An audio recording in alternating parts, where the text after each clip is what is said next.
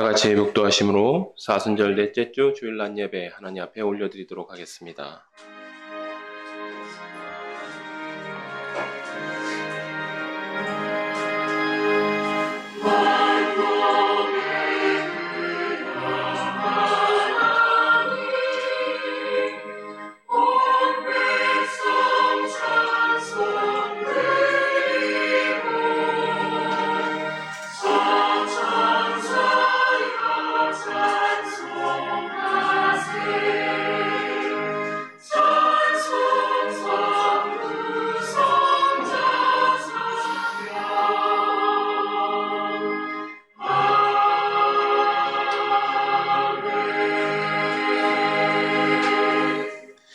하나님은 영이시니 예배하는 자가 영과 진리로 예배할지니라.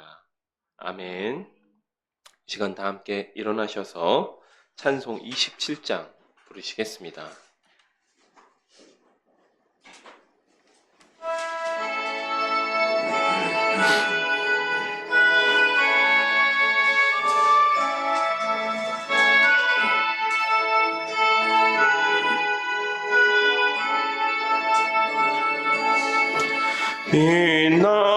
빛나고 높은 보좌와 그 위에 앉으신 주 예수 얼굴 영광 위에 같이 빛나네. 해같이 빛나네. 지극히 높은 위엄과 한없는 자비를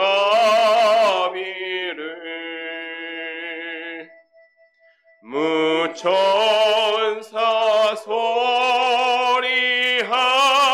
소리하여 늘 찬송 드리네. 늘 찬송 드리네.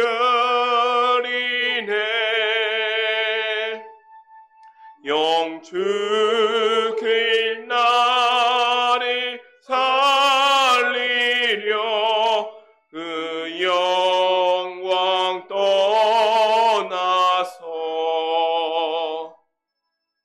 그 부끄러운 십자가 날 위해 지셨네.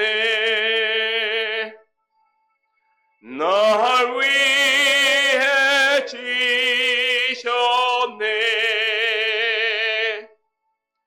나 이제 생명이 있음은 주님의 은혜요. 저 사망 권세 이기니 큰 기쁨 넘치네. 큰 기쁨 넘치네. 주님의 보좌 있는데 전 한 몸 이끌어 그 영광 몸소 배울 때 내 기쁨 넘치리. 내 기쁨 넘치리.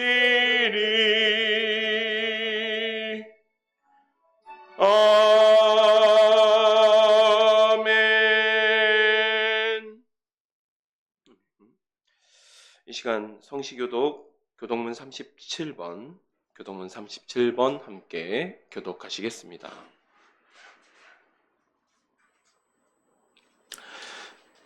지존자의 은밀한 곳에 거주하며 나는 여호와를 향하여 말하기를 그는 나의 피난처요 나의 요새요 내가 의뢰하는 하나님이라 하리니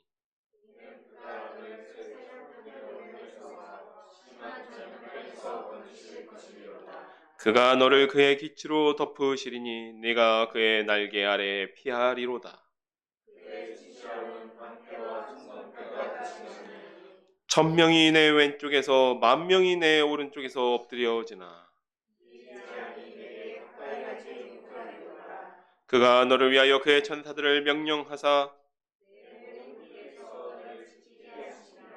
하나님이 이르시되 그가 나를 사랑한즉 내가 그를 건지리라 그가 내 이름을 안즉 내가 그를 높이리라.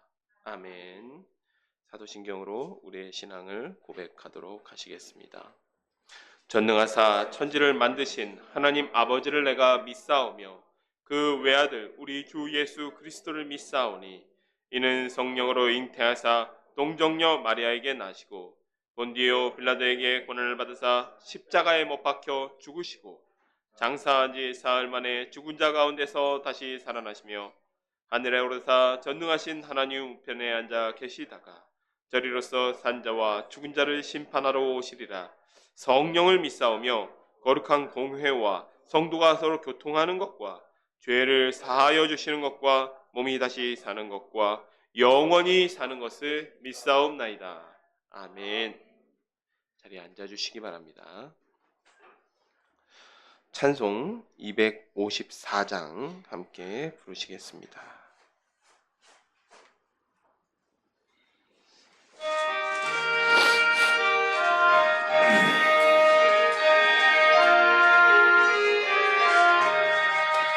내 죄의 보혈인 정하고 정하다 내 죄를 정케 하신 주 날 오라신다.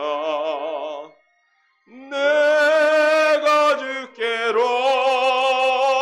지금 가오니 십자가의 보혈로 날 씻어 주소서. 약하고 추해도 주께로 나가면 힘주시고 내 추함을 곧 씻어 주시네. 내가 주께로 지금 가오니 십자가의 보혈로 날 씻어 주소서.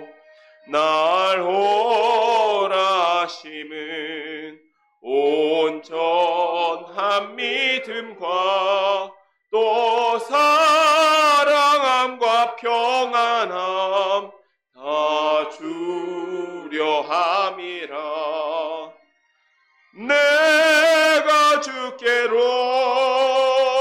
지금 가오니 십자가의 보혈로 날 씻어 주소서. 큰 죄인 복받아 살 길을 얻었네. 덧없이 넓고 큰 은혜 베풀어 주소서. 내가 주께로 지금 가오니 십자가의 보혈로 날 씻어 주소서. 그 피가 맘속에 큰 증거 됩니다. 내 기도 소리 들으사 다 허락하소서. 내가 주께로 지금 가 십자가의 보혈로 날 씻어 주소서. 아멘. 이 시간 우리를 대표해서 이은주 성도님 나오셔서 기도 인도해 주시겠습니다.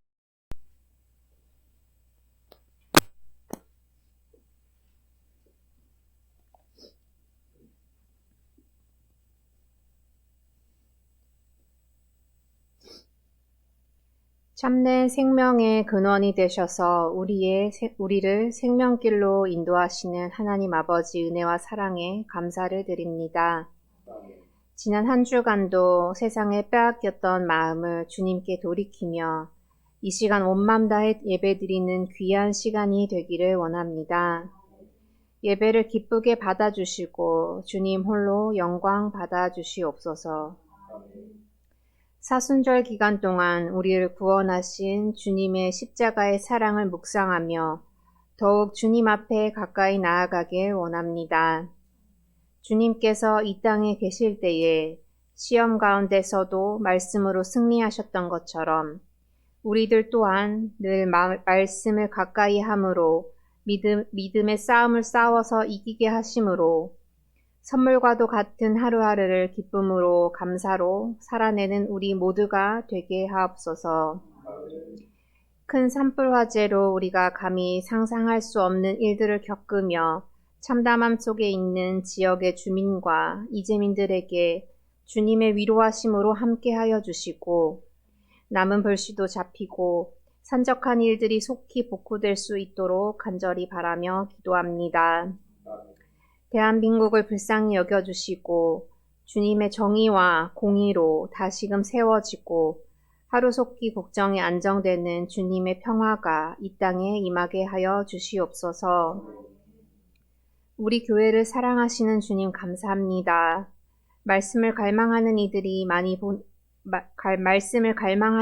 많이 보내주시되 말씀을 잘 배워서 참된 제자가 세워지는 교회가 되게 하심으로 오직 하나님의 뜻을 이루어가는 신실한 공동체가 될 수 있도록 인도하여 주시옵소서.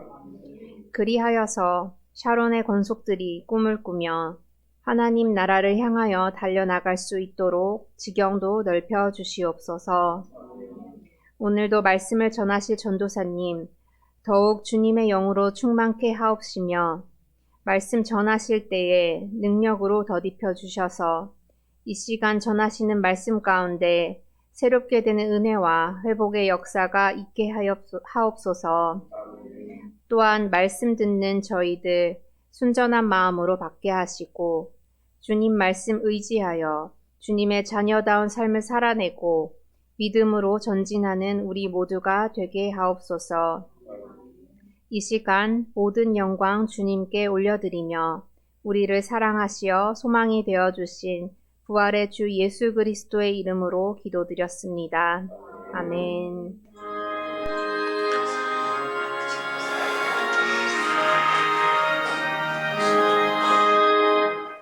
진리와 생명 되신 주 이원을 바치옵니다. 믿음과 소망 사랑에 한 마음 되게 하소서.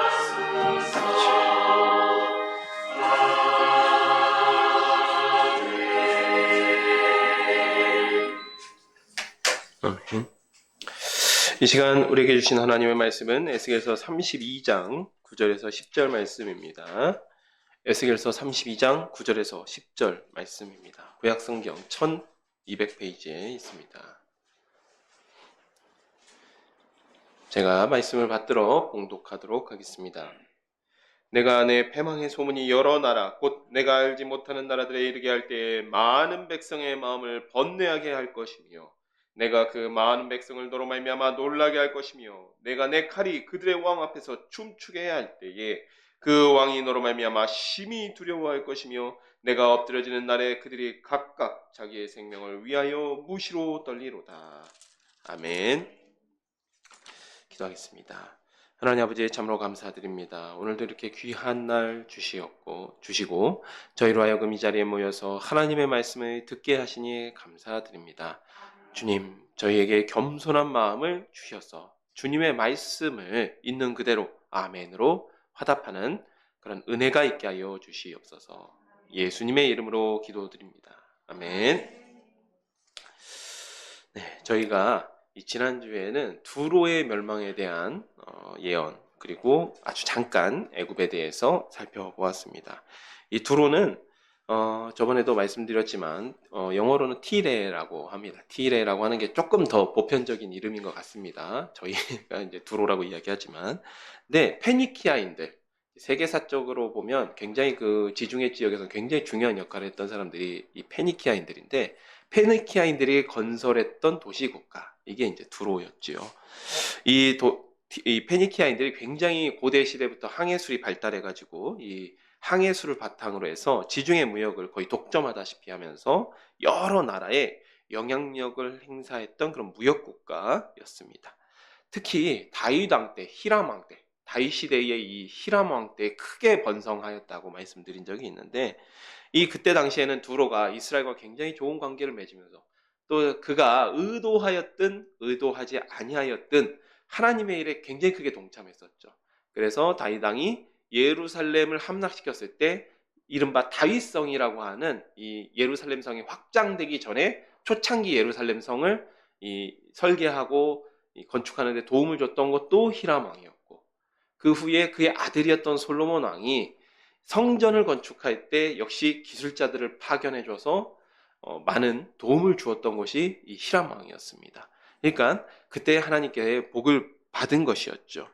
하지만 그들이 무역을 통해 쌓은 부, 또 그런 영향력 때문에 인해 교만해지고 맙니다. 교만을 심판하시는 하나님께서 바벨론 왕 느부갓네살을 통하여서 이 두로를 심판하셨습니다. 13년간이나, 지금 시대로 생각해보면 굉장히 사실 상상도 할 수 없는 시간이죠. 13년간이나 거의 이제 봉쇄를 당하면서, 포위를 당하면서 핵심적인 이 두로섬을 지키는 데는 성공하지만 그동안 쌓은 부, 그리고 지중해의 영향력을 상실해버리는 그런 심판을 당하게 됩니다. 그리고 덧붙여서 잠깐 말씀드렸지만 그 느부갓네살 왕이 완벽하게 두로섬을 정복하지 못했던 것을 교훈 삼아서 알렉산더 대왕 때에는 이 제방을 쌓아가지고 두로섬까지 한 800m 정도밖에 안 된다고 했죠. 제방을 쌓아서 두로섬을 완벽하게 장악하는 그런 결과로 이어지게 되는 것입니다. 결국 하나님의 말대로 된 것이죠.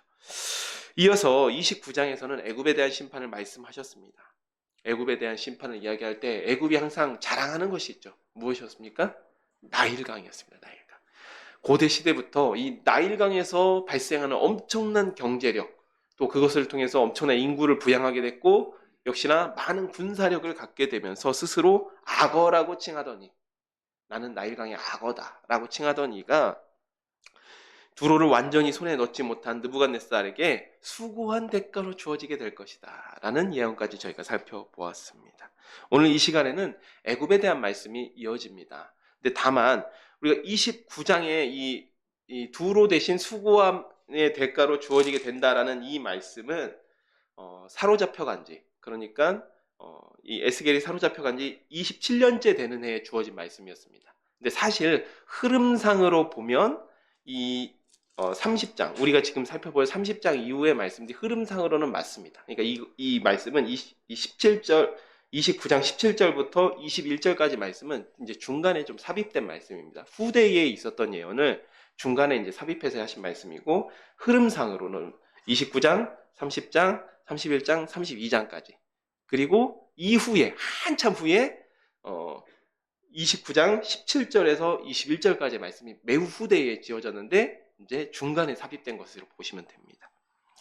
그래서 이 애굽에 대한 말씀을 우리가 함께 살펴볼 것입니다. 오늘 29장에서부터 이어지는 32장까지 무려 4장에 걸쳐서 애굽에 대한 심판의 말씀을 선포하십니다. 그런데 이 심판의 내용을 보면 6번에 걸쳐서 하나님께서 계시를 주십니다. 6번에 걸쳐서. 앞에까지 포함해서요. 6번에 걸쳐서 하나님께서 애굽에 대한 심판의 계시의 말씀을 주시는데 같이 보도록 하겠습니다. 30장 1절입니다. 30장 1절은 19절까지 단번에 읽도록 하겠습니다. 또 여호와의 말씀이 내게 임하여 이르시되 인자야 너는 예언하여 이르라. 주 여호와께서 이와 같이 말씀하시되 너희는 통곡하며 이르기를 슬프다 이 날이여 하라. 그날이 가깝도다. 여호와의 날이 가깝도다. 구름의 날일 것이요 여러 나라들의 때이리로다. 애굽에 칼이 임할 것이라. 애굽에서 죽임당한 자들이 엎드러질 때 구스에 심한 근심이 있을 것이며 애굽의 무리가 잡혀가며 그 터가 헐릴 것이요 구스와 붓과 룻과 모든 섞인 백성과 굽과 및 동맹한 땅의 백성들이 그들과 함께 칼에 엎드려지리라. 여호와께서 이같이 말씀하셨느니라. 애굽을 붙들어 주는 자도 엎드러질 것이요 애굽의 교만한 권세도 낮아질 것이라. 믹돌에서부터 수에네까지 무리가 그 가운데 칼에 엎드려지리라. 주 여호와의 말씀이니라. 황폐한 나라들 같이 그들도 황폐할 것이며 사막이 된 성읍들 같이 그 성읍들도 사막이 될 것이라. 내가 애굽에 불을 일으키며 그 모든 돕는 자를 멸할 때 그들이 나를 여호와인 줄 알리라. 그 나라의 사절들이 내 앞에서 배로 나아가서 염려 없는 구스 사람을 두렵게 하리니 애굽의 재앙의 날과 같이 그들에게도 심한 근심이 있으리라. 이것이 오리로다. 주 여호와께서 이같이 말씀하셨느니라. 내가 또 바벨론의 느부갓네살 왕의 손으로 애굽의 무리들을 끊으리니 그가 여러 나라 가운데 강포한 자기 군대를 거느리고 와서 그 땅을 멸망시킬 때에 칼을 빼어 애굽을 쳐서 죽임당한 자로 땅에 가득하게 하리라. 내가 그 모든 강을 마르게 하고 그 땅을 악인의 손에 팔겠으며 타국 사람의 손으로 그 땅과 그 가운데 있는 모든 것을 황폐하게 하리라. 나 여호와의 말이니라. 주 여호와께서 이같이 말씀하셨느니라.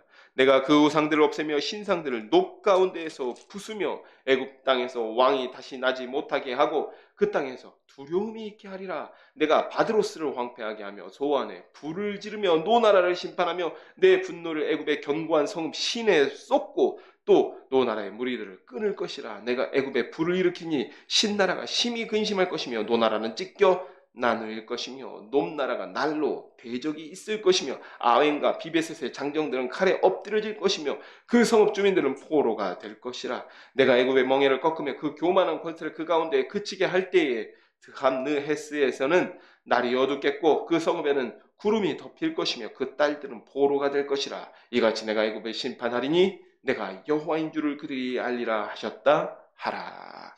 아멘. 이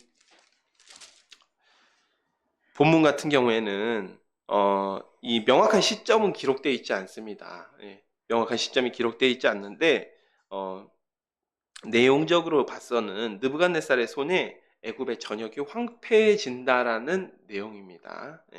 그래서 1절에서 4절을 보면 가깝도다. 여호와의 날이 가깝도다. 구름의 날일 것이요 여러 날들의 때이리로다. 애굽의 하나님의 심판이 임박했음을 선포하고 있습니다.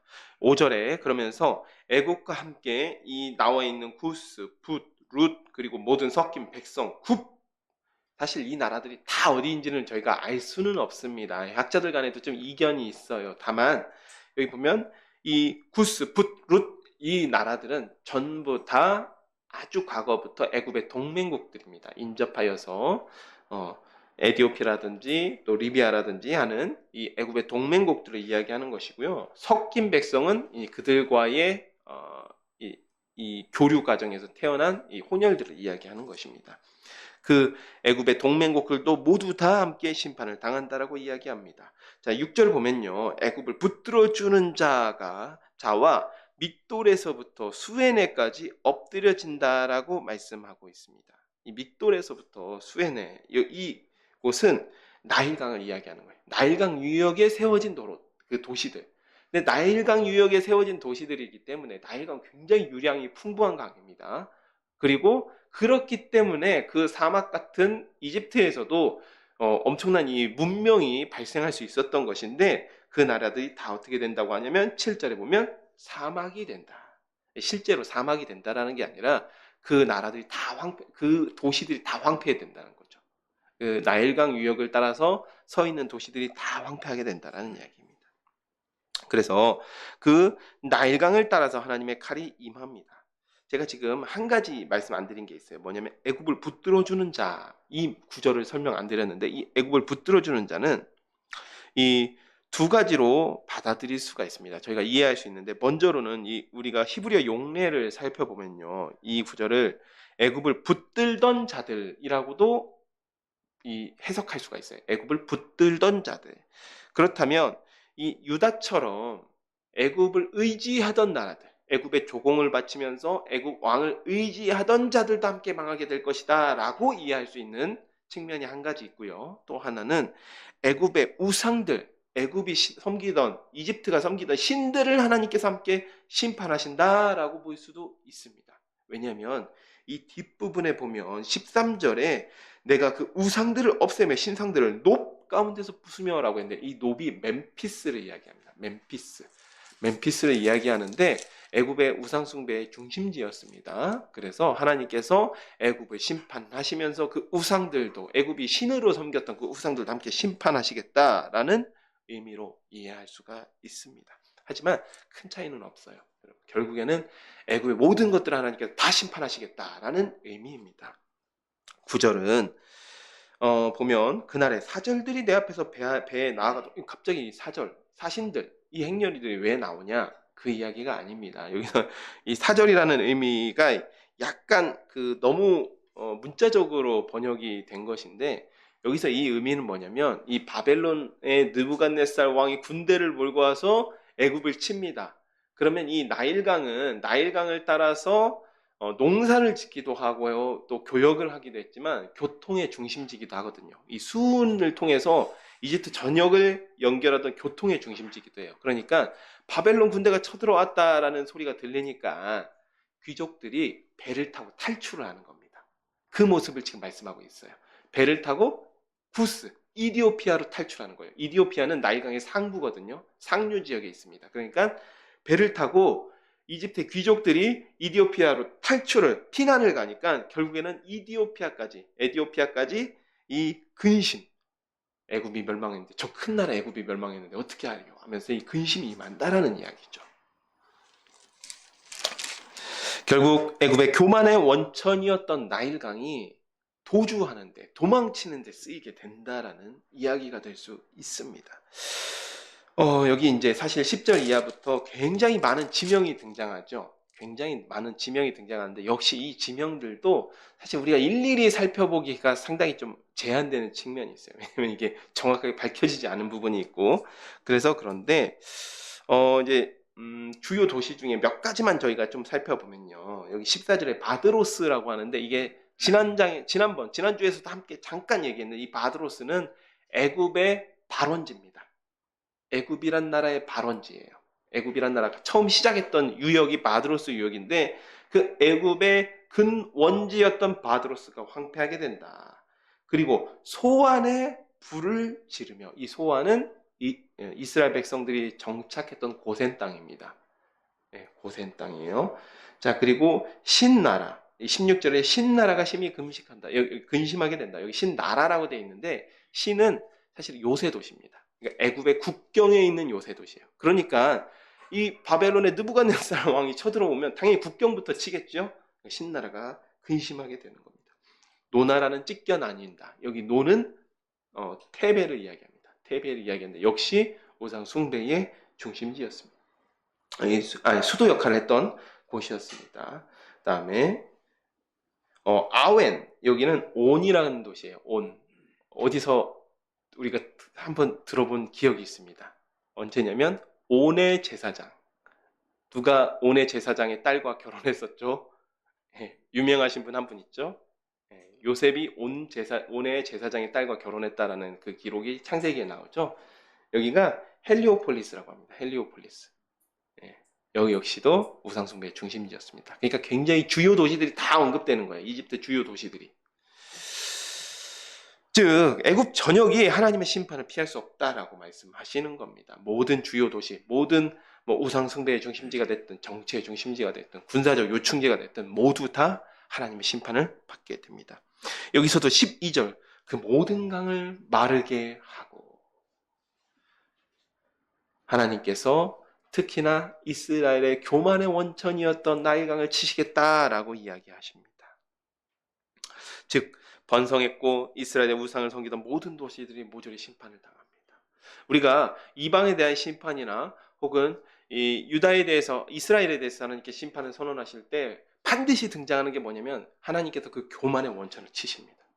교만의 원천을 치세요. 너희들 그 자랑하던 것들, 너희들이 그 마음에 품고 의지하던 모든 것들 나의 심판 앞에서 어디 한번 버텨내는지 보자라고 하시는 그런 마음이신 것 같습니다. 그런 마음으로 이 교만의 원천들을 다 직접적으로 심판하시는 장면들이 나옵니다. 우리 이것들을 기억하셨으면 좋겠습니다.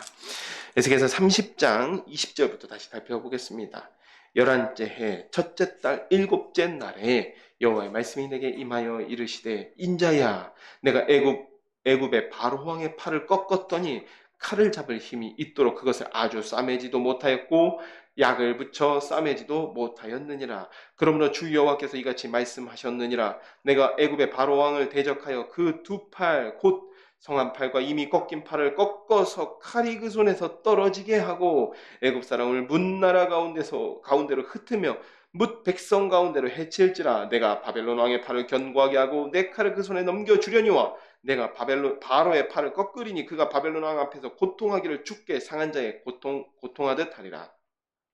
내가 바벨론 왕의 팔은 들어주고 바로의 팔은 내려뜨릴 것이라. 내가 내 칼을 바벨론 왕의 손에 넘기고 그를 들어 애굽 땅을 치게 하리니 내가 여호와인 줄을 그들이 알리라. 내가 애굽 사람들을 나라들 가운데 흩으며 백성들 가운데 해치리니 내가 여호와인 줄을 그들이 알리라. 20절 보면 사로잡힌 지 11째 되는 해라고 했습니다. 이때는 예루살렘이 함락되던 해예요. 예루살렘이 함락되던 해입니다. 자, 29장에 애굽에 대한 첫 번째 예언이 29장인데 29장 1절인데 그로부터 3개월 지난 시점입니다. 그러니까 여기서 우리가 알 수 있는 사실이 뭐냐면 애굽에 대한 예언, 특히 이방에 대한 예언은 이스라엘이 멸망하기 직전에 집중적으로 지어집니다. 이스라엘 멸망하기 직전에 집중적으로 주어져요.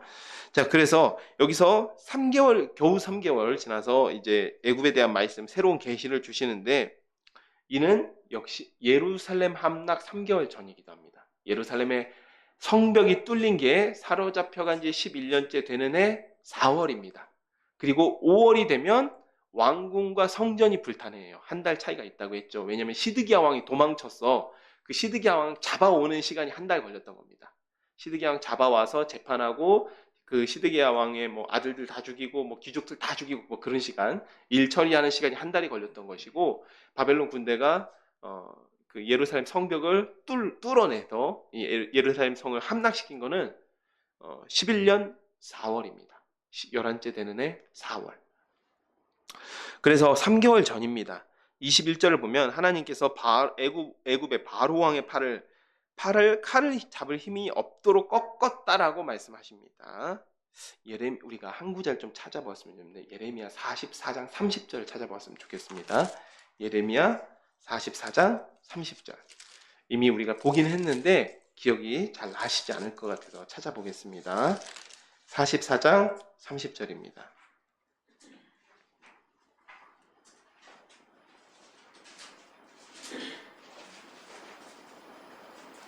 자, 함께 읽겠습니다.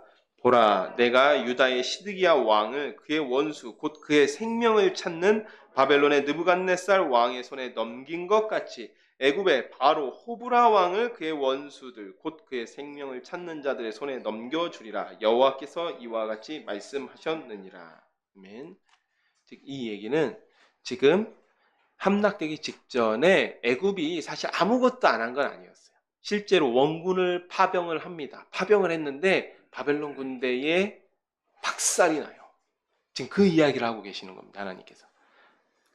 애굽이 파병을 했지만 바벨론 군대에 박살이 났다. 그 이야기를 내가 바로의 팔을 꺾었다. 그런데 여기 보면 회복되지도 않을 정도로 꺾으셨다라고 이야기하고 있죠.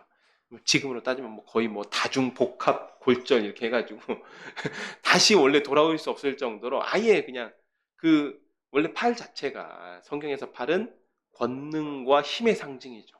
그러니까 더 이상 힘쓸 수 없을 정도로 팔을 꺾어버리셨다. 하나님께서 그렇게 말씀하고 있습니다. 여기 보면 22절에 이 뒷부분을 보면요. 두 팔, 곧 성한 팔과 이미 꺾인 팔을 꺾어서라고 얘기했는데, 이미 꺾인 팔이 있는데 또 팔을 또 꺾으시죠. 이미 부러진 팔이 있어요. 이거 무슨 의미냐면 이미 갈그미스 전투에서 한번 패했습니다. 애굽의 바로가 이 느부갓네살 왕한테 갈그미스 전투에서 한번 패배했거든요. 한번 패배하고 나서 그 다음에 호브라 왕이 다시 한번 원군을 파병했는데 그 원군조차도 유다의 땅에서 아예 박살이 나고 돌아간 겁니다. 그러니까 두 팔이 다 꺾인 겁니다. 이제는 두 팔이 다 꺾였으니까 어떤 일만 남았겠습니까?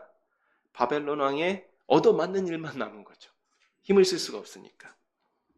지금 그 이야기를 하시고 있습니다.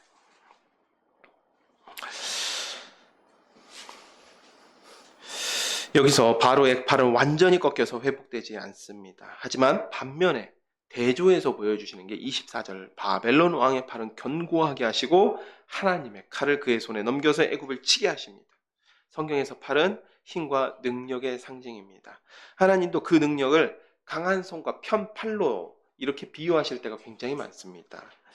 애굽 왕의 팔은 꺾이고 바벨론 왕의 팔은 견고하다라는 말씀은 하나님께서 권력을 애굽에서 빼앗아서 바벨론 왕에게 넘겨주시겠다, 완전히 옮기시겠다라는 말씀과 다르지 않습니다. 애굽이 아무리 나일강의 생산력을 믿고 까불어도 하나님의 마음이 떠난 상태에서는 힘없이 팔이 꺾인 것처럼, 팔이 부러진 것처럼 힘없이 그 권력을, 그 능력을, 힘을 다 넘겨줘야만 하는 것입니다.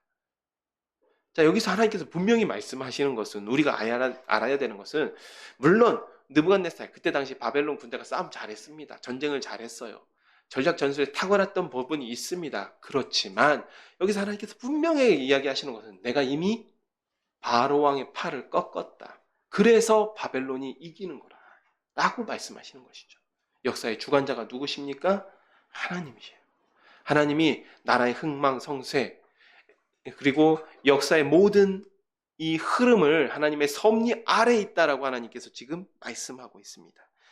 자, 그 하나님의 섭리 앞에, 역사를 주관하시는 하나님의 그 전능한 능력 앞에서는 누구도 교만할 수 없다라는 메시지가 지금 하나님께서 그 말을 바로왕의 팔을 꺾었다라는 의미로, 그런 메시지로 지금 전달하고 계시는 것이죠.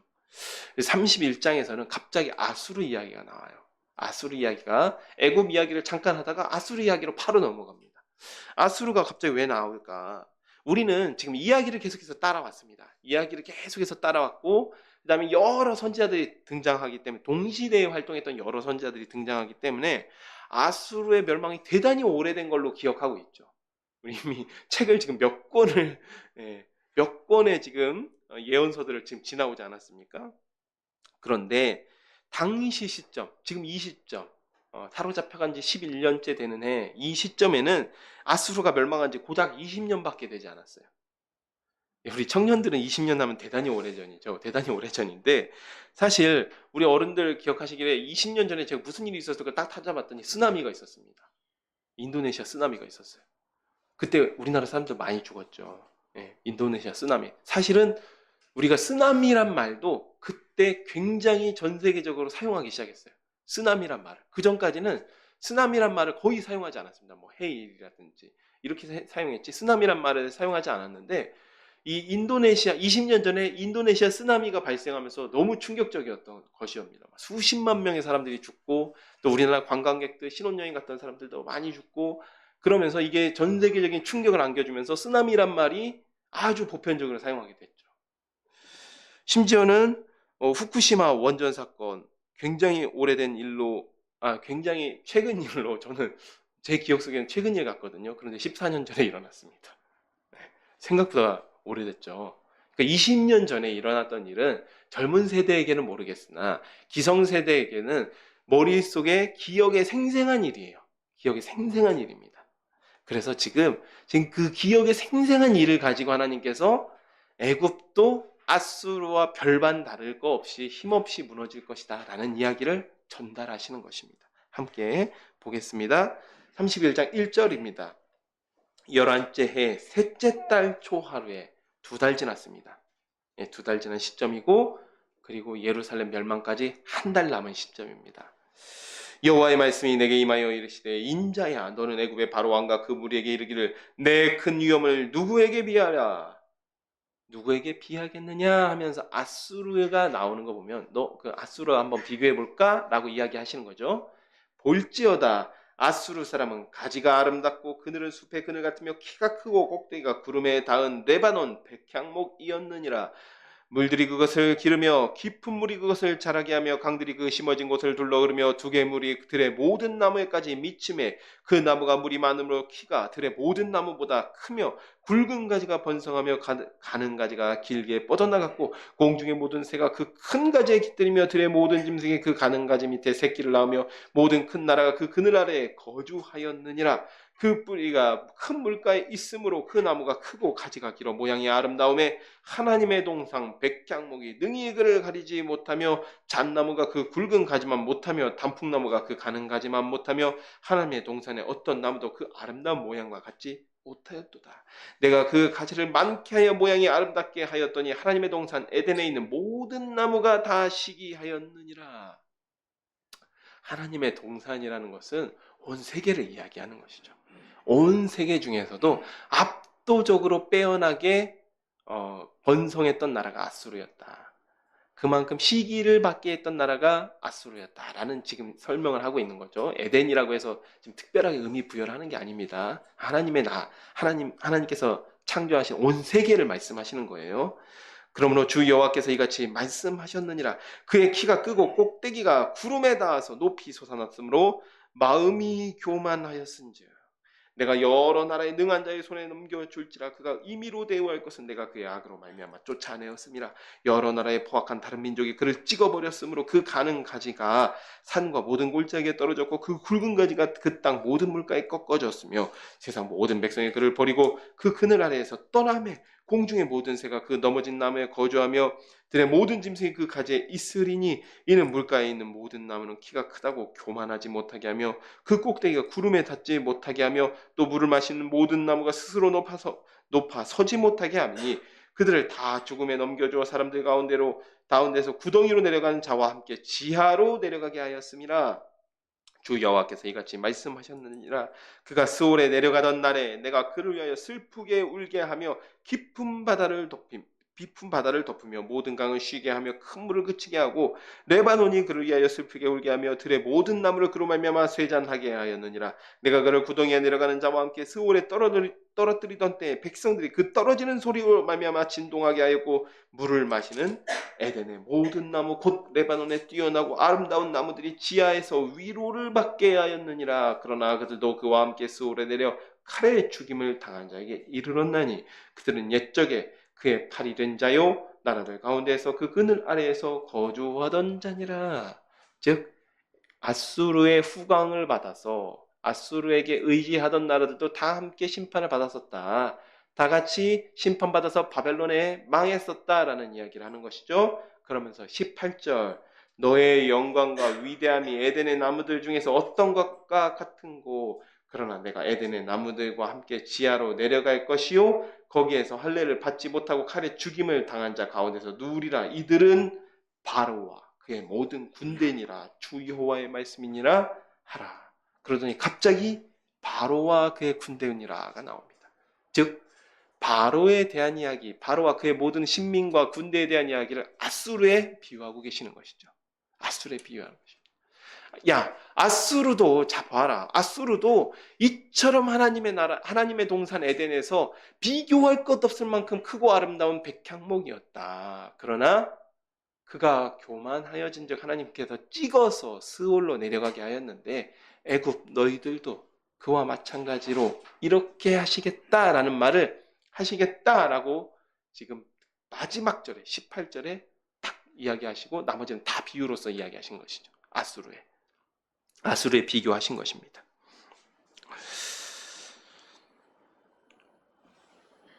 아수르는 레바논 백향목 같던 나라였다라고 사실 하나님께서 극찬하신 거예요. 극찬하셨습니다. 6절에 모든 큰 나라가 그 그늘 아래에 거주하였느니라. 모든 나라를 다스리는 위치에 있었습니다.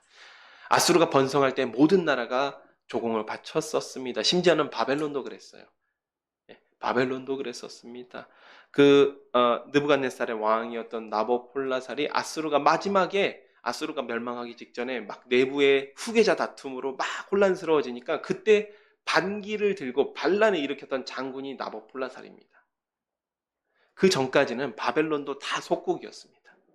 그만큼 모든 나라를 다스리는 위치에 있었던 키가 크고 꼭대기가 구름에 닿아서 높이 솟아나서 마음이 교만한 백향목 나무가 아수르였습니다. 여기서도 교만이 문제이죠. 레바논 백향목 가서 시기를 받던 아수르도 교만해지니 하나님께 심판을 받습니다. 쭉 말씀을 하시다가 거기서 할례를 받지 못하고 칼에 죽임을 당한 자 가운데에 누우리라. 이들이 바로와 그의 모든 군대니라. 결론은 바로왕과 애굽의 군대도 그와 같이 심판을 당한다. 즉 아수르가 바벨론에 심판당한 것처럼 애굽도 바벨론의 심판을 받는다. 애굽에게 아수르는 20년 전에 멸망한 나라입니다. 20년 전에 멸망한 나라예요. 지도층에게는 아직 기억이 생생합니다. 또 아수르가 위기에 처했을 때에 사실은 이 애굽은 아수르가 번성할 때, 강건할 때는 아수르와 경쟁했던 나라거든요. 패권을 두고 경쟁했던 경쟁국입니다. 그런데 아수르의 위기가 처하자 애굽도 알았어요. 저 아수르가 무너지면 그 다음은 나다. 그랬기 때문에 아수르가 멸망을 막기 위해서 무던히 노력했습니다. 바벨론 군대에 멸망하는 것을 그러나 막을 수 없었습니다.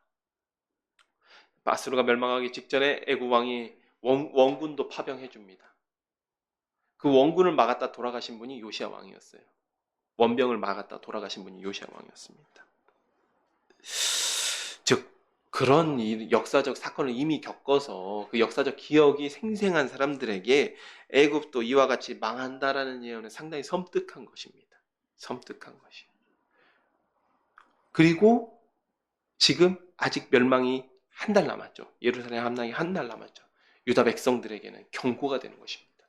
너 아수르 망하는 거 봤지? 애굽도 똑같아. 이것처럼 망할 것이다. 그러니까 빨리 정신 차려라. 이 이야기를 하시진 않죠. 지금 여기서 하시진 않아요. 하지만 이 이야기를 듣는 자들은 자연스럽게 그 생각이 들게끔 하시는 것이 하나님의 놀라운 방법인 것입니다. 하나님께서 두로에 대한 계시를 주실 때도 에스겔에게 에가를 부르게 하시더니 애굽에 대해서도 에가를 부르게 하십니다. 그 내용이 32장에 나옵니다. 32장의 에가도 함께 살펴보겠습니다.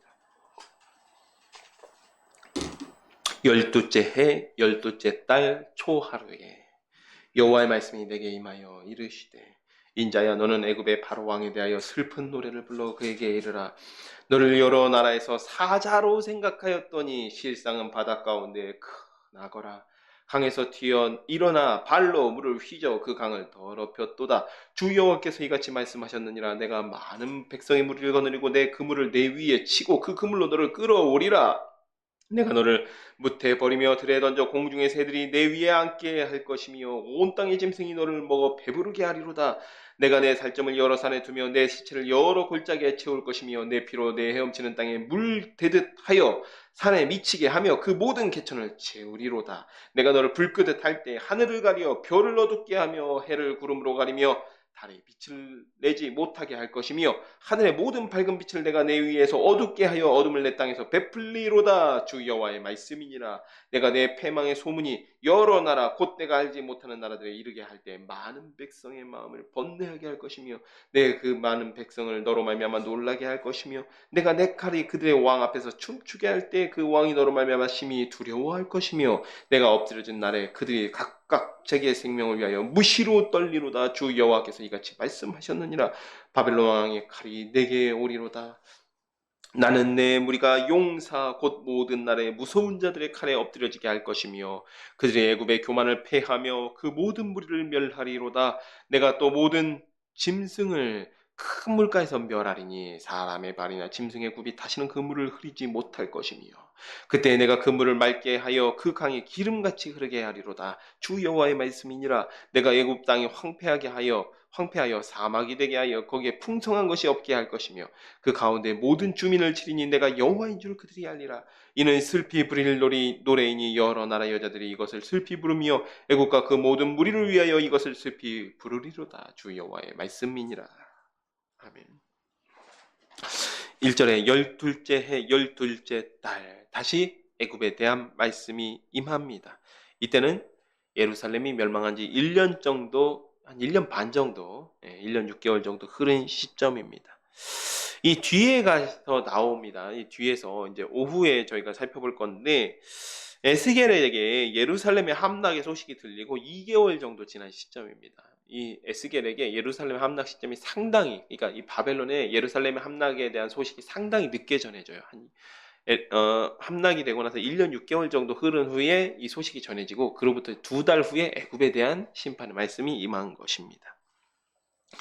여기서 생각을 조금만 확장해서 생각해 보면, 당시 소식을 전한 사람이 2가지로 생각해 볼 수 있어요. 뭐냐면, 왜 이렇게 소식이 늦게 전해졌냐? 2가지로 생각해 볼 수 있는 게, 이 바벨론 군대가 애굽이 아니라 예루살렘을 워낙 철통같이 포위를 하다 보니까 사람들이 탈출하기 어려웠다. 그만큼 1년 6개월이나 흘러서 바벨론까지 왔다. 원래 보통의 걸음으로는 보통 한 4개월 정도, 4개월에서 5개월 정도 걸리는 거리입니다. 한 3배 정도 걸려서 왔다라고 이해하시는 분들도 있고, 또 어떤 가능성이 있냐면, 이 사람이 그다랴 총독이 암살되고, 그 다음에 이집트에 예레미야 선지자가 끌려가는 것까지 보고 왔다라고 볼 수도 있어요.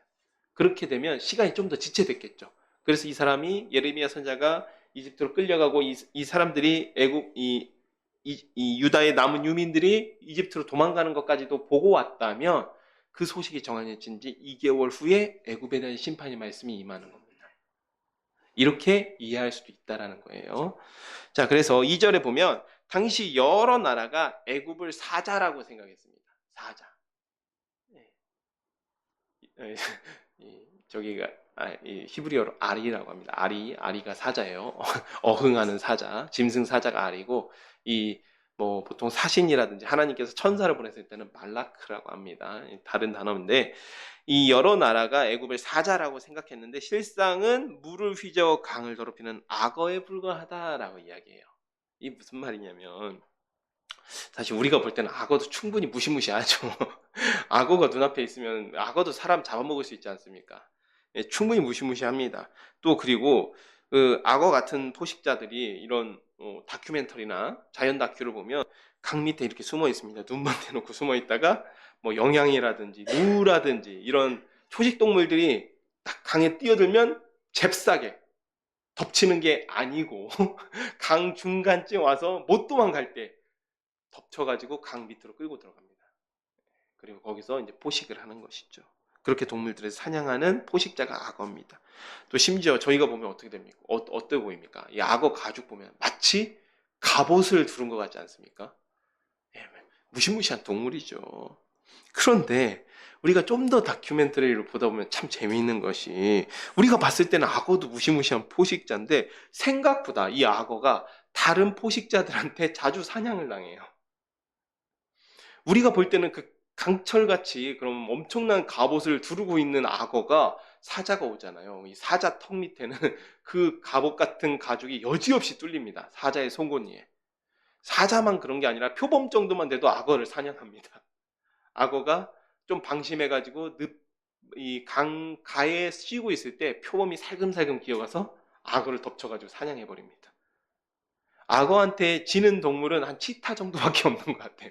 치타 정도밖에 없고, 나머지 동물들은 이 턱 힘이, 이 치악력이 강해서 그런지 악어의 이 가죽을 뚫어가지고 악어를 숨통을 끊어놓는 장면들이 이 다큐멘터리에서 종종 발견돼요. 즉, 이 이야기는 뭐냐? 물속에서야 자기의 앞마당이기 때문에 힘 좀 쓰는 것 같지만, 물 밖으로 끌려 나와서는 이 악어도 다른 포식자들에게 사냥당하는 것 같다라는 겁니다. 그러니까 악어 너의 힘이라고 해봐야 네가 이렇게 발로 분탕질 쳐서 그 강을 흙탕물로 만드는 그 정도 힘밖에 없다라고 얘기하는 거예요. 너는 사자가 아니야. 사자는 누굽니까? 하나님께 그 권한을 위임받은 바벨론이 되는 거죠. 그러니까 바벨론이라는 사자가 와서 네 숨통을 끊게 될 거다라는 말도 여기에는 그 말 직접적으로 하시지 않아요. 하지만 그런 내용이 숨어 있는 것입니다. 결국 강을 분탕질 치던 그 큰 악어 애굽이 강에서 끌려 나와서 사냥을 당하게 됩니다. 그 내용이 이 뒷부분에 그대로 서술되어 있죠. 11절에 바벨론 왕의 칼이 와서 애굽을 심판할 때에 그 교만이 패해지고 따르던 무리 그 군대가 함께 멸망합니다. 악어 애굽이 사냥을 당하다 분탕질로 흐려졌던 강이 깨끗해집니다. 29장에 애굽이 나일강을 의지하던 교만이 우스운 일이 됩니다. 29장에 내가 이 나일강을 만들었다. 막 이 정도로 교만했던 그 애굽의 교만이 우스운 일이 됐죠. 큰 악어 애굽이 사냥당하다 나일강이 깨끗해졌다는 이야기는 애굽도 나일강이 원래부터 제 것인 양 떠들고 교만했지만 사실은 창조주 하나님의 권능 아래 있는 피조물이다. 그러니까 애굽노가 사냥당하고 나서는 이 나일강이 깨끗해지겠다라고 말씀하시는 것이죠. 애굽에 대한 마지막 심판의 예언입니다. 자, 우리가 또 이제 마지막 심판의 예언을 살펴볼 건데 이게 17절부터 이어집니다. 17절부터 이어지는데 시기적으로 따지고 보면 29장 7절에서 17절에서 21절 두루를 얻지 못해서 애굽을 얻게 된다는 예언이 마지막이긴 하지만 우리가 내용적으로 따졌을 때는 완결성이 있는 내용이 이 17절부터 21절입니다. 21절이 아니에요. 죄송합니다. 17절부터 마지막 32절까지의 내용이에요. 왜냐하면 이게 내용적으로 보잖아요. 그러면 애굽이 사냥 당했어요. 그렇죠? 죽고 끝나는 게 아니고 여기서는 스올로 내려간 애굽에 대한 내용이에요. 그래서 완결성을 가지고 있습니다. 이 내용이 함께 살펴보도록 하겠습니다. 12째 해 어느 달 15째 날에 여호와의 말씀이 내게 임하여 이르시되 인자야 애굽의 무리를 위하여 슬피 울고 그의 유명한 나라의 여자들을 구덩이에 내려가는 자와 함께 지하에 던지며 이르라 너의 아름다움이 어떤 사람들보다 뛰어나도다 너는 내려가서 할례를 받지 아니한 자와 함께 누울지어다 그들이 죽임을 당한 자 가운데 엎드려질 것이며 그는 칼에 넘기진 바 되었은즉 그와 그의 모든 무리를 끌지어다 용사 가운데 강한 자가 그를 돕는 자와 함께 스올 가운데서 그에게 말하며 할례를 받지 아니한 자 곧 칼에 죽임을 당한 자들이 내려와서 가만히 누웠다 하리로다. 거기에 아수르와 그 온 무리가 있으며 다 죽임을 당하여 칼에 엎드려진 자라 그 무덤이 그 사방에 있도다. 그 무덤이 구덩이 깊은 곳에 만들어졌고 그 무리가 그 무덤 사방에 있으며 그들은 다 죽임을 당하여 칼에 엎드려진 자 곧 생존하는 사람들의 세상에서 사람을 두렵게 하던 자리로다. 거기에 엘람이 있고 그 모든 무리가 그 무덤 가운 사방에 있으며 그들은 다 할례를 받지 못하고 죽임을 당하여 칼에 엎드려져 지하에 내려간 자로다. 그들이 생존하는 사람들의 세상에서 두렵게 하였으나 이제는 구덩이에 내려간 자와 함께 수치를 당하였도다. 그와 그 모든 무리를 위하여 죽임을 당한 자 가운데 침상을 넣었고 그 여러 무덤은 사방에 있으며 그들은 다 할례를 받지 못하고 칼에 죽임을 당한 자로다. 그들이 생존하는 사람들의 세상에서 두렵게 하였으나 이제는 구덩이에 내려가는 자와 함께 수치를 당하고 죽임을 당한 자 가운데 뉘었도다. 거기에 메색과 두발과 그 모든 무리가 있고 그 여러 무덤은 사방에 있으며 그들이 다 할례를 받지 못하고 칼에 죽임을 당한 자로다. 그들이 생존하는 사람들의 세상에서 두렵게 하였으나 그들이 할례를 받지 못한 자 가운데 이미 엎드려진 용사와 함께 누운 것이 마땅하지 아니하냐. 이 용사들은 다 무기를 가지고 스올에 내려가서 자기의 칼을 베개로 삼았으니 그 백골이 자기의 죄악을 졌으며 생존하는 사람들의 세상에서 용사의 두려움이 있던 자로다. 오직 너는 할례 받지 못한 자와 함께 패망할 것이며 칼에 죽임을 당한 자와 함께 누우리로다. 거기에 에돔 곧 그 왕들과 그 모든 고관이 있으며 그들이 강상하였었으나 칼에 죽임을 당한 자와 함께 있겠고 할례를 받지 못하고 구덩이에 내려간 자와 함께 누우리로다. 거기에 죽임을 당한 자와 함께 내려간 북쪽 모든 방배가 모든 시돈 사람이 있으며 그들이 본래는 강성하였으므로 두렵게 하였으나 이제는 부끄러움을 품고 할례를 받지 못하고 칼에 죽임을 당한 자와 함께 누웠고 구덩이에 내려가는 자와 함께 수치를 당하였다. 바로가 그들을 보고 그 모든 무리로 말미암아 위로를 받을 것이며 칼에 죽임을 당한 바로와 그 온 군대가 그러하리로다. 주 여호와의 말씀이니라. 내가 바로로 하여금 생존하는 사람들의 세상에서 사람을 두렵게 하게 하였으나 이제는 그가 그 모든 무리와 더불어 할례를 받지 못한 자 곧 칼에 죽임을 당한 자와 함께 누이리로다. 주 여호와의 말씀이니라. 아멘. 여기 보면 보셨으면 이제 우리가 함께 아시겠지만 여기에 같은 내용이 계속 반복됩니다. 여러 나라들이 언급되고 같은 내용들이 반복돼요. 자, 그런데 여기 17절을 보면 12째 해 어느 달 15째 날 이렇게 이야기 기록하고 있는데 여기서 어느 달을 언제로 보는지 의견이 좀 분분하긴 합니다. 그런데 우리가 전통적으로 이제 유대교 주석가들 같은 경우에는 이 달을 12월로 보고 있어요. 그러니까 32장의 12째 달 초하루, 그러니까 보름 지나고 나서 이 말씀이 임하였다라고 보고 있습니다. 왜냐하면 이 달에 해당하는 히브리어가 호데쉬라고 합니다. 호데쉬라고 하는데 여기서는 정관사를 붙여서 라 호데쉬라고 돼 있어요. 그러면 여기 이 단어를 어떤 달, 어느 달로도 번역할 수 있고 그 달로도 번역할 수 있어요. 라 호데쉬 하면 그 달 이렇게 번역할 수도 있어요. 그럼 같은 달을 의미하는 거겠죠. 그래서 이 예언이 마지막에 배치되어 있습니다. 이 18절을 보면 애굽의 무리가 구덩이에 내려가는 자와 함께 지하에 던져진다. 여기서 구덩이란 단어는 스올이 아니고 모르입니다. 모르인데 사실상 의미적으로는 지금 스올로 사용됐어요. 스올로 사용됐습니다. 그래서 본문에서 의미를 살펴보면 실제로 스올로 내려가는 것 같은 모습을 보이고 있습니다. 즉 애굽이 완전히 파멸해서 완전히 패망해서 스올에서 이미 멸망한 다른 민족들을 만나고 있는 내용들로 이루어져 있습니다. 그래서 애굽이 스올로 내려갔던 처음 만난 저들이 21절에 용사 가운데 강한 자입니다. 21절 내용은 먼저 스올에 내려간 용사들이 애굽이 스올에 온 것을 보고 이렇게 이야기하는 겁니다. 제가 이제 좀 풀어서 말씀드리면, 야, 너도 별 수 없구나. 할례 받지 아니한 자, 곧 선택받지 못한 백성처럼 칼에 죽어가지고 너도 여기 왔구나. 라고 하면서 조롱한다라는 거예요. 조롱하고 있다라는 것이고, 그 다음에 다음이 22절입니다. 딱 내용이 연결돼요. 31장에 아수르가 멸망해서 스올로 내려갔습니다. 그랬더니 32장 마지막에는 이 스올에서 같이 망한 애굽이 아수르를 만나는 거예요.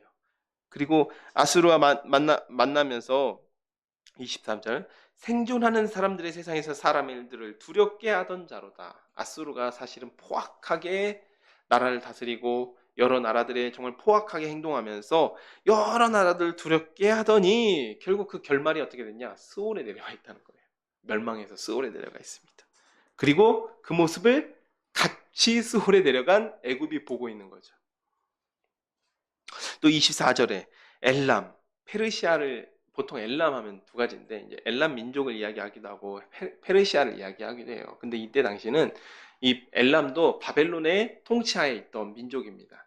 그래서 지금 그렇게 이야기하고 있는 겁니다. 성경에서는 이 엘람 민족은 활을 잘 쏘는 민족이다라고 설명하고 있습니다. 그래서 그렇게 엘람도 바로 그 스올에서 만나게 되고 26절과 28절 메섹과 투발 정확하게 어떤 나라를 이야기하는지는 우리가 알 수 없습니다. 추정은 하지만 알 수 없는데 다만 이 소아시아에 있었던 나라들입니다. 역시 바벨론의 통치 아래 멸망당하여서 스올에 데려가 있습니다. 또 29장에 역시 앞에서 언급됐던 25장에 언급됐었던 에돔, 시돈이 나옵니다. 에돔과 시돈이 나옵니다. 멸망해서 스올에 내려가 있죠. 25장에 예언됐던 에돔과 28장에 나온 시돈 역시 스올에 내려가 있습니다.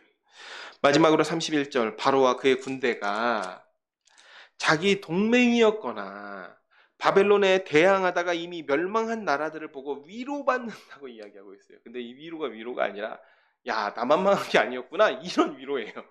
위로가 와 나만 망한 게 아니었구나. 야 바벨론 앞에서 다 같이 그냥 공평하게 다 망했구나. 이런 위로를 받는다는 거예요.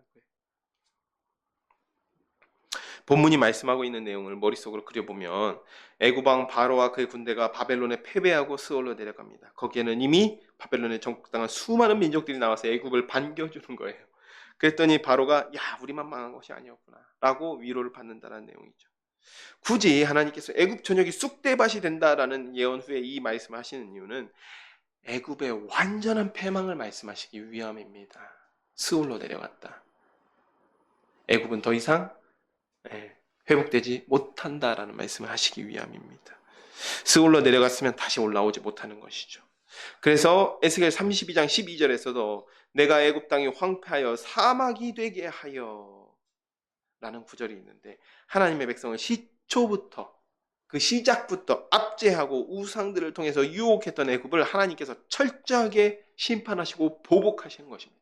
실제로 이집트는 고대의 찬란한 문화를 꽃피웠었죠. 그리고 강력한 권력을 휘두르던 나라였습니다. 그러더니 점차 쇠약해집니다. 이집트가. 세계사적으로 봤을 때 그렇다는 거예요. 하나님의 말씀대로 이집트가 점차 쇠약해져요. 그래서 실제로는 나중에 보면 이 바벨론 왕 느부갓네살 이후로는 이집트가 큰 패권을 휘두르질 못해요. 패권 국가에 도전해 본 적도 없습니다. 나중에는 거의 어떤 취급을 당하냐면 덩치는 커요. 덩치가 크고 가진 건 좀 있어요.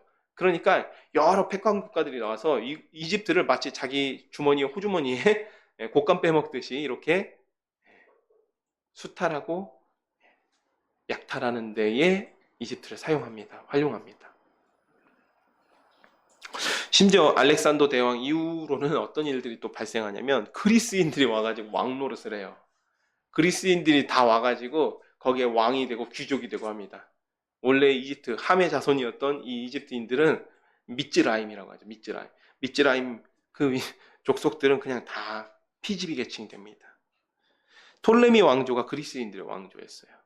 우리가 이제 그 신구약 중간사 보면 조금 잠깐 나오지만 톨레미 왕조가 그리스인들의 왕조입니다. 그러니까 이 클레오파트라라고 굉장히 유명한 그 여왕이 있죠. 이 클레오파트라도 사실은 그리스 사람이었어요. 그리스계예요. 그리스계 이집트인이죠. 그리스계 이집트. 이처럼 나일강의 악어라고 스스로 교만하던 자들이 굉장히 비참한 처지가 되어버렸다라는 것이죠. 하나님의 말씀이 그대로 이루어진 것입니다. 그대로 이루어졌습니다. 사랑하는 샤론의 가족 여러분, 스스로 높아져서 교만해진 애굽은 하나님의 백성들을 미혹하던 심판 역시도 받습니다. 다른 나라들은 교만했다 이건데 이 애굽에는 한 가지 더 있어요. 하나님의 백성을 미혹했다라는 거예요. 왜냐하면 에스겔서에 이미 나오지만 저희가 한번 살펴보았지만 이스라엘 백성들이 출애굽할 때부터 애굽 우상들을 섬깁니다. 출애굽하고 나서도 시내산에서 금송아지 우상 만든 게 애굽 보고 배운 거예요. 그들은 철저하게 몰락합니다. 하나님께서는 바벨론 왕 느부갓네살을 통해서 일하셨다라고 말씀하시지만 성경이 증거하듯 애굽 왕 바로의 팔을 부러뜨리신 분은 하나님이십니다. 하나님께서 심판하시기로 작정하셨기 때문에 바벨론이라는 칼을 사용하셔서 애굽을 치셨을 뿐이에요.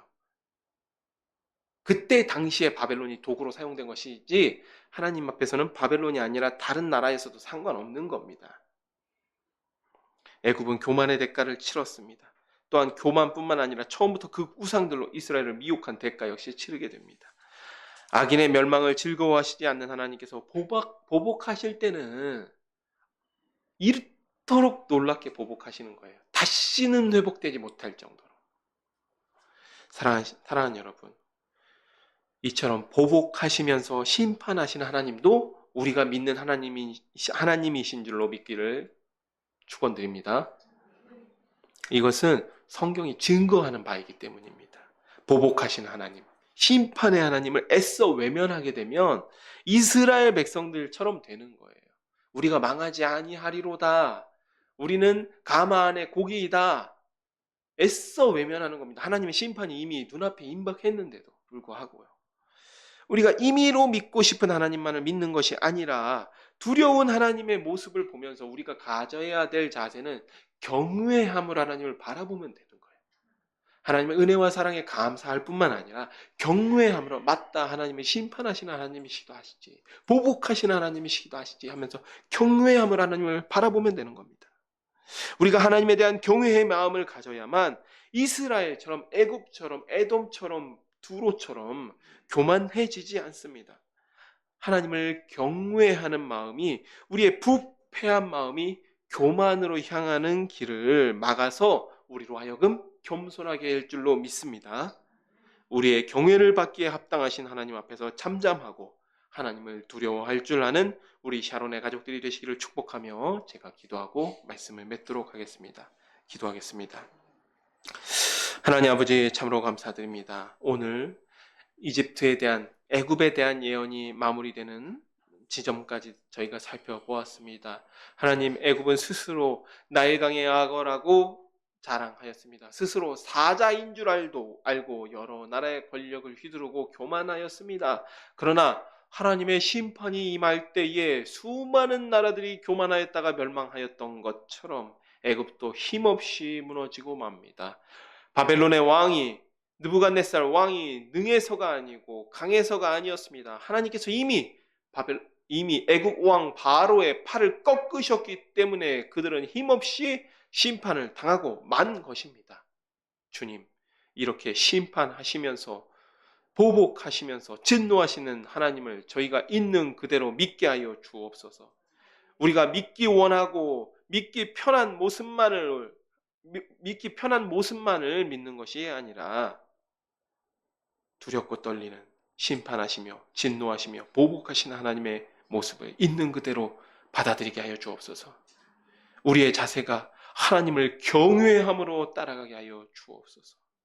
하나님의 은혜와 사랑에 감사하지만 그럼에도 불구하고 우리 스스로 겸손하게 하기 위하여 하나님을 경외함으로 따라가는 우리 모든 샤론의 가족들이 되기를 원하나이다. 감사하며 예수님의 이름으로 기도드렸습니다. 아멘. 자, 이 시간은 함께 찬송 420장 부르시면서 준비하신 예물을 하나님께 올려드리도록 하겠습니다.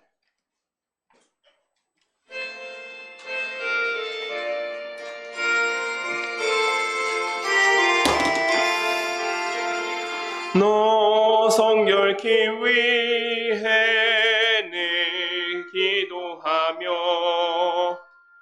너 주 안에 있어 늘 성경 보고 온 형제들 함께 늘 사귀면서 일하기 전마다 늘 기도하라.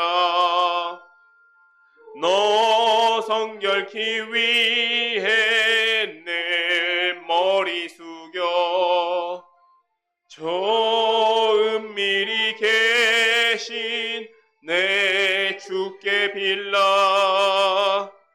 주 사귀어 살면 주 닮으리니 널 보는 이마다 주 생각하리. 너 성결케 위해 주 따라가고 일 다급하여도 당황치 말고 참 즐거울 때나 또 슬플 때나 너 주님만 믿고 늘 따라가라.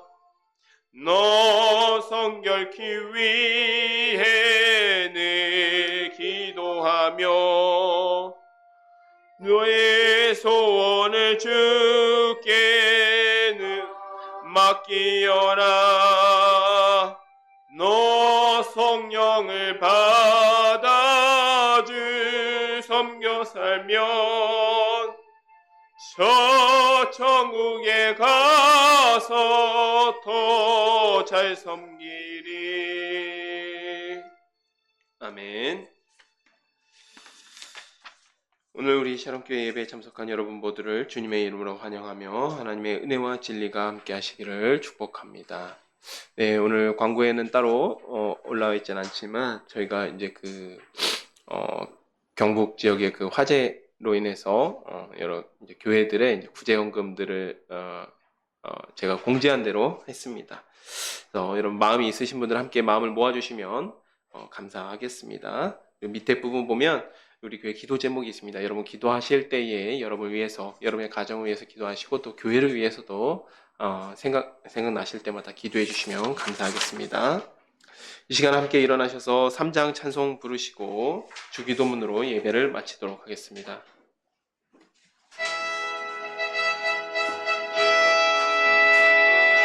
성부 성자와 성령 찬송과 영광 돌려보내세. 태초로 지금까지 또 영원 무궁토록 성삼위께 영광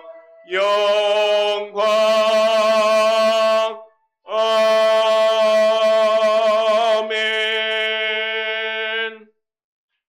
하늘에 계신 우리 아버지여, 이름이 거룩히 여김을 받으시오며 나라가 임하시오며 뜻이 하늘에서 이루어진 것 같이 땅에서 이루어지이다.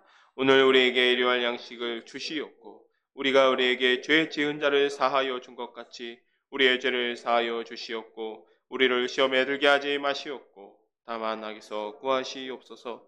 나라와 권세와 영광이 아버지께 영원히 있사옵나이다. 아멘.